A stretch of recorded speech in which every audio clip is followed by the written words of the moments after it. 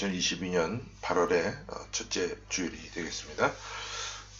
오늘은 연이어서 요한복음 16장 말씀을 함께 나누기를 원하는데요. 신약성경 175쪽에 있는 요한복음 16장 1절부터 24절까지를 본문으로 삼아서 성령의 인도함을 받는 삶이 복된 삶입니다. 성령의 인도함을 받는 삶이 복된 삶입니다. 이런 제목으로 함께 하나님의 말씀을 나누기를 원합니다.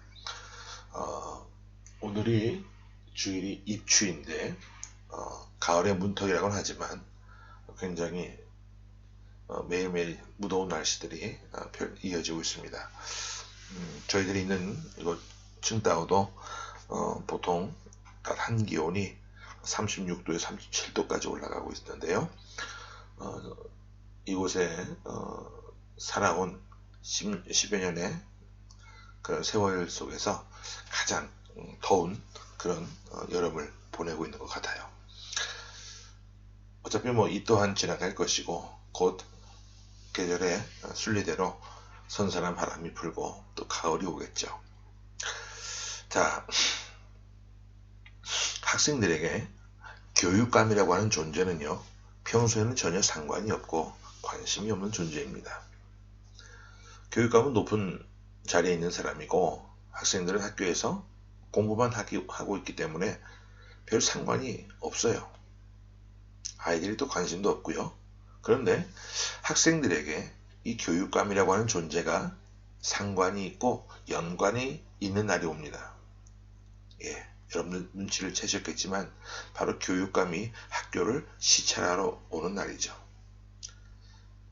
시찰하러 오는 날이 정해지고 나면 그때부터 학생들은 굉장히 피곤하고 분주해지게 됩니다. 학교 여러 곳을 살피고 환경 정리도 해야 되고 교실 환경 미화도 하느라 굉장히 바쁘게 돌아가게 돼요. 특별히 연구 수업을 해야 하는 반은 교사나 아이들이나 정신이 없게 되죠. 자, 군인들도 마찬가지입니다. 일반 사병에 있어서 사단장은 평소에 아무 상관없는 사람이에요. 별을 2개나 달고 있는 사람인데 일반 사병들과 무슨 상관이 있겠습니까? 그런데 이 사단장이요, 군부대를 시찰하러 온다는 날이 정해지고 나면 그때부터 또 상관이 있게 돼요. 굉장히 불편하고 힘든 나날이 연속됩니다. 전술 훈련도 해야 하고 사단장이 와서 이것저것 또 지적할까봐 신경 쓰이는 일들이 한두 가지가 아니에요. 교육감이 오든 사단장이 오든 자, 분주하게 준비를 하고 대비하는 이유는 뭐냐? 바로 지적사항 때문이죠. 지적받는 일이 생기면 그때부터는 모두가 힘들어지기 때문에 그래요. 근데 여러분 사실 한번 되돌아보십시오. 뒤돌아보면 이런 일들이요, 오히려 우리에게 유익을 줄 때가 굉장히 많습니다. 평소에는 그냥 일반적인 삶에 묻혀 살기 때문에 학교 환경도 돌보지 못하고 학습 태도도 살펴보지 않고 또 군부대 여러 환경들도 살펴보지 않게 됐지만 윗사람들이 오게 되면 더 살펴보게 되고 고치게 되고 돌아보게 되고, 그래서 결국은 그 공동체에 있는 사람들에게 더 유익한 일을 주는 그런 일들을 보게 됩니다. 왜 이런 말씀을 드리냐면요, 우리 믿는 신앙인들에게 이런 역할을 하는 분이 계세요. 누구일까요? 바로 성령님이십니다. 성령은 우리를 책망하는 영이에요. 우리 마음속에 성령이 함께 하시지 않을 때는 살피지 않고 돌아보지 않고 신경도 쓰지 않았던 것들을 성령께서 오시면서 우리를 책망하시기 때문에 책망받고 난 이후에 돌이키고 책망받을까봐 다시 또 돌이키게 되고, 그래서 결국은 우리가 하나님 자녀로 더 진실하고 성실하고 하나님께서 기뻐하시는 삶을 살 수 있도록 일으켜 세워주시는 분이 바로 성령님이시라는 겁니다.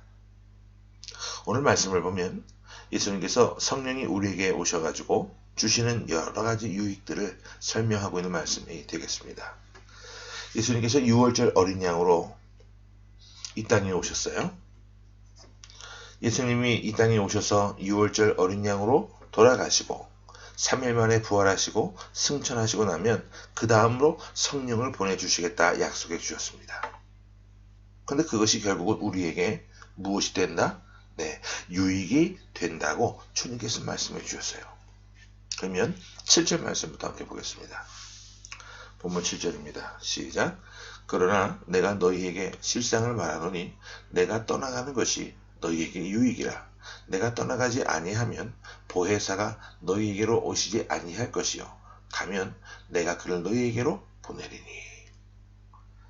자, 예수님께서 친히 말씀하시기를 내가 떠나가는 것이 유익이다 이렇게 진지하게 말씀하셨습니다.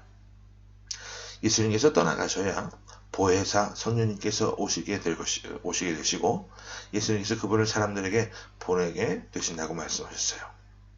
그런데 제자들은요, 예수님이 떠나가는 것이 유익이 된다는 이 사실을 그 당시에는 깨닫지 못했습니다. 예수님과 함께 있는 것이 좋은데 주님께서 떠나시는 것이 어떻게 우리에게 유익이 되는가 이해할 수 없었고 굉장히 서운했을 겁니다. 그런데 주님은 이어서 성령이 오셔서 하시는 사역을 이렇게 말씀해 주셔요. 계속해서 성령에 관련된 사역을 말씀해 주시는데 8절 말씀부터 또 보겠습니다. 8절입니다. 자, 시작. 그가 와서 죄에 대하여 의에 대하여 심판에 대하여 세상을 책망하시리라. 자, 책망하신다는 말씀이 나오는데요. 이 말은 엘렌코라고 하는 헬라어를 쓰는데 뜻이 뭐냐 하면 깨닫게 한다는 뜻입니다. 깨닫게 한다. 성령께서 오시지 않았으면 깨닫지 못했던 것을 전혀 깨닫지 못하고 내 멋대로 자기 마음대로 살던 것을 성령께서 오심으로 인해 죄에 대해서 의에 대해서 심판에 대해서 우리에게 큰 깨달음을 주시고 그 깨달음은 결국 돌이키게 되는 역할을 한다는 거예요. 이어서 주님께서 죄에 대하여 또 의에 대하여 심판에 대하여 깨닫게 한다는 의미가 무엇인지를 또 하나하나 차근차근 설명해 주시는데요. 9절 말씀을 봅니다. 자, 시작. 죄에 대하여라 함은 그들이 나를 믿지 아니하며. 성령님이 오시면요, 우리에게 대해서 우리에게 죄에 대하여 깨닫게 하십니다. 이것은 성령이 하시는 가장 위대한 사역이고 가장 기본적인 사역이에요. 성령께서 오시면 우리 마음에 찔림을 주시고 깨달음을 주시고요. 죄 짓던 것을 멈추게 하십니다. 성령이 임하기 전에는요. 우리가 자기 마음대로 생각나는 대로 욕망대로 원하는 대로 그렇게 살았던 존재들이에요. 세상 사람들처럼 그냥 흘러가는 대로 하루하루 그렇게 살았습니다. 왜? 그렇게 사는 것이 그냥 단순히 남들 사는데 나도 그렇게 살면 뭐 어떤가? 그렇게 산다고 해서 뭐 큰 피해를 주는 것도 아닌데 뭐 이런 마음을 갖고 살아가는 것이 대부분 우리 믿는 사람들의 모습일 거예요. 그것이 잘 사는 것인 줄 알고 또 돈을 벌어도 어떤 청지기 의식이 없이 뭐 내가 벌었는데 내 맘대로 돈 쓰는 것도 내 멋대로 행하고 사는 것 누가 뭐라 그래. 그렇게 생각하며 살았습니다. 하지만 성령이 오셔서 우리 마음에 임하고 나면 물질관이 바뀌어져요. 내 것이 아닌 하나님이 나에게 맡겨주신 것이다 라고 하는 그런 청지의식을 갖게 되고요. 섬김에 대하여 헌신에 대하여 쓰임받는 것에 대한 기쁨과 보람을 느끼며 살게 됩니다. 그리고 건강 관리하는 것도요. 돈 쓰는 것도 어떤 일을 하는 것도 자기 마음대로 하지 않게 되는 것을 보게 돼요. 평소에는 죄라고 하는 것을 전혀 인식하지 못하고 살았는데 성령께서 우리 마음 가운데 오셔서 우리의 눈빛 하나, 말투 하나, 행동거지 하나하나를 다 살펴보시고 찔러대십니다. 처음에는 좀 힘들고 어려울 수도 있어요. 그런데 성령과 함께 행하면서 이것이 죄라고 하는 사실을 깨닫고 죄에서 돌이키려고 노력하고 성령께서 우리를 성화시켜 가시고 성화의 삶으로 인도해 가시면서 우리는 이것이 시간이 지날수록 성령과 함께하는 것이 유익임을 깨닫게 된다 그 말이에요. 성령이 오시면 우리를 매일같이 죄의 권세에서 해방시켜 주시고 깨닫게 하시는 놀라운 역사를 허락해 주십니다. 우리 계속해서 10절 말씀을 봅니다. 자, 시작. 의에 대하여라 함은 내가 아버지께로 가니 너희가 다시 나를 보지 못하며. 자, 구약에서 의라고 하는 것은 뭐냐 하면 율법을 100% 다 지켜야 그것이 의이다. 그래서 그걸 지켜내는 사람을 의인이다 라고 생각했습니다. 여러분, 구약에 수백 가지의 율법이 나옵니다. 그런데 인간의 능력으로 연약함을 지닌 인간이, 죄상을 지니고 있는 인간이 이 율법을 지키는 것은, 모두 다 지킨다는 것은 불가능한 거예요. 그런데 사람들은 불가능한 이 일임에도 불구하고 율법을 다 지켜보려고 노력했습니다. 여러분, 하나님께서요, 우리 주님을 이 땅에 보내시고 인간의 연약함, 인간의 죄성을 다 알고 계시고, 그런 하나님께서 예수님께 우리의 모든 죄를 전가시켜 주셨습니다. 여러분, 예수님은요, 완전한 인간이시기도 하지만 또한 완전한 하나님이시기도 합니다. 예수님은 율법을 이루기 위해 이 땅에 오셨고 율법을 완성시키기 위해 오셨어요. 예수님께서 율법을 이루신 그 자리, 십자가의 자리, 거기서 흘리신 피를 우리가 받고 그 피의 공로 아래 있게 되면 우리는 의인이 되는 거예요.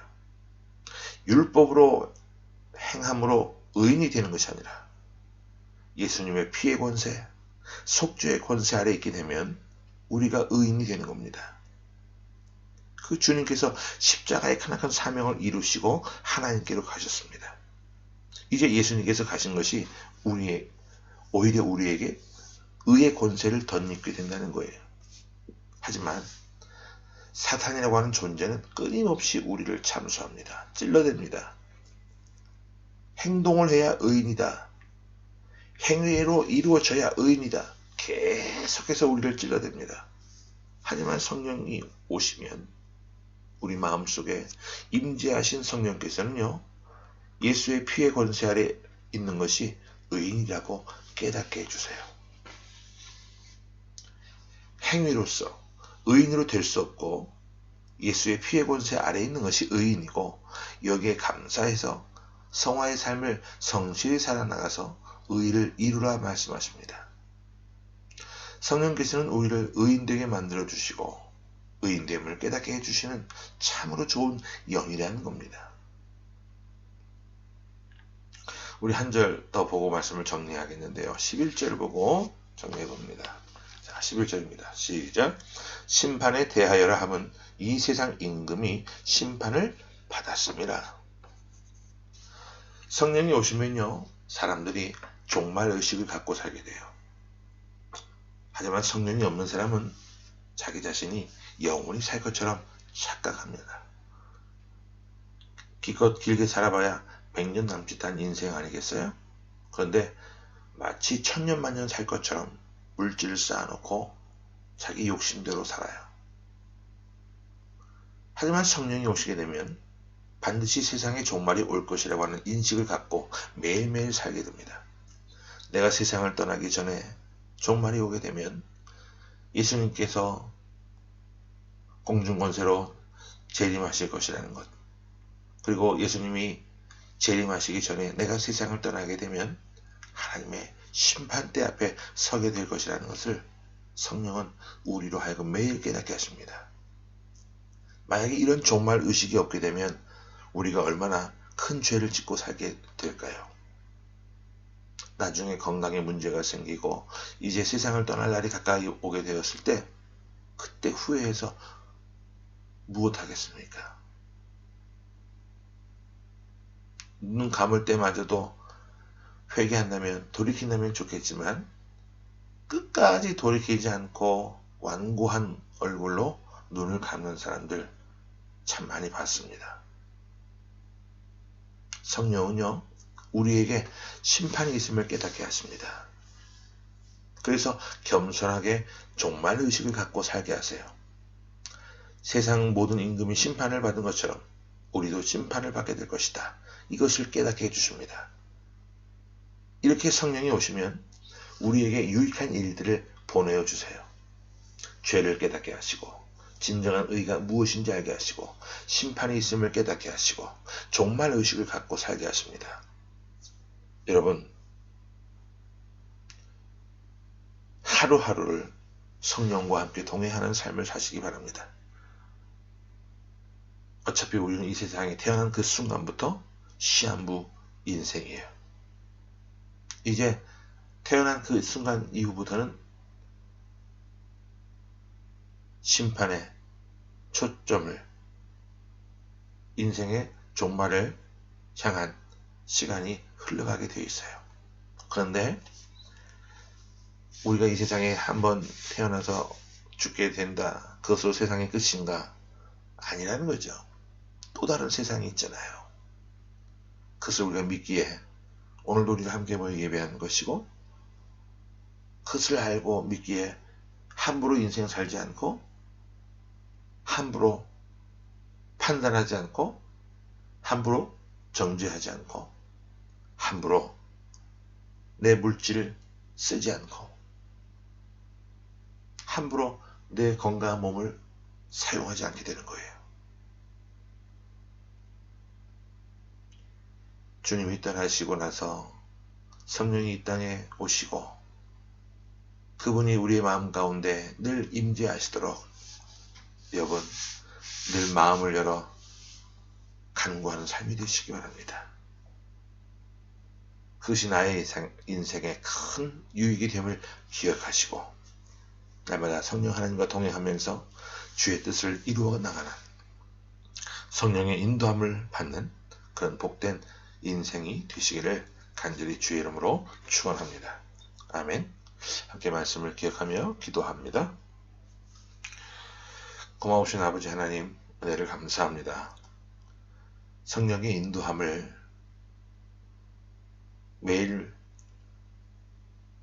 매일매일의 삶 가운데 받고 사는 것이 진짜 복된 삶임을 기억하게 하시고 하나님 늘 간구하는 삶을 살 수 있도록 은혜 더하여 주옵소서. 죄를 깨닫게 하시고 진정한 의가 무엇인가를 알게 하시고 종말 의식을 갖고 살아가는 우리의 인생이 되게 하셔서 헛된 일에 분주하며 영원한 것이 아닌 것에 목숨을 거는 어리석은 모습이 없도록 하나님 우리를 밝히 깨닫게 하여 주옵소서. 삶의 작은 부분이라 할지라도 아무리 작은 것이라 할지라도 성령 하나님께 늘 맡기고 또 의지하며 또 질문하며 살아가는 그런 지혜로운 삶이 되게 하시고 그런 기도와 간구의 삶을 통해 성령의 인도함을 받는 그 인도함을 받는 삶이 진짜 복 있는 삶임을 한순간도 잊지 않고 살아갈 수 있는 저희들이 될 수 있도록 하나님 도와주시고 이 무더위보다 더 뜨거운 믿음을 소유할 수 있는 저희들이 될 수 있도록 하나님 함께하여 주옵소서. 살아계신 예수 그리스도의 이름으로 감사하며 간절히 기도하옵나이다. 아멘.